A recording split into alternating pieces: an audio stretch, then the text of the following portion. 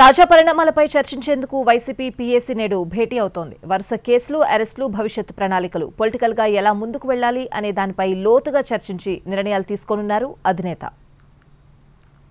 ఇటీవలే political affairs కమిటీని పునర్వ్యవస్థీకరించిన YCP సీనియర్ల స్థానంలో కొత్త వారికి చోటు కల్పించింది. ప్రతి జిల్లా నుంచి కనీసం 2 ఉండేలా పీఏసీలో మార్పులు చేశారు.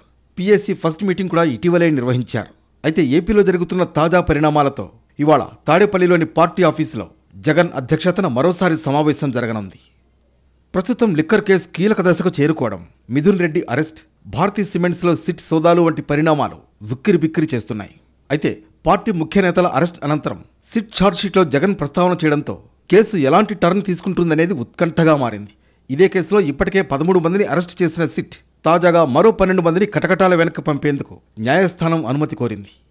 అయితే అసలు లేని లిక్కర్ స్కామ్ను సృష్టించి టీడీపీ తమపై రాజకీయ వేధింపులకు దిగుతోందని వైసీపీ ఆరోపిస్తోంది.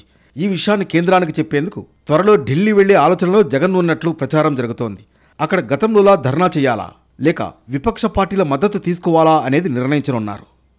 వీటితో పాటు తాజా రాజకీయ పరిణామాలపై ఇవాల్టి పీఏసీ సమావేశంలో చర్చించనున్నారు జగన్.